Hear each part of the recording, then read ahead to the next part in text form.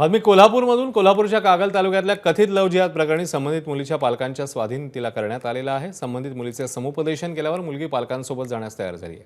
गेल्या 2 दिवसापासून कागल पोलीस ठाण्यामध्ये प्रकरण सुरू आहे। वकिलाला सोबत घेऊन सज्ञान तरुण आणि तरुणी पोलीस ठाण्यामध्ये आले होते। याची माहिती मिळाल्यावर खूप मोठ्या संख्येने हिंदू समाज कागल पोलीस ठाण्यासमोर एकवटला। संबंधित मुलीला पालकांच्या स्वाधीन करण्याची मागणी करत आंदोलन करण्यात आलं।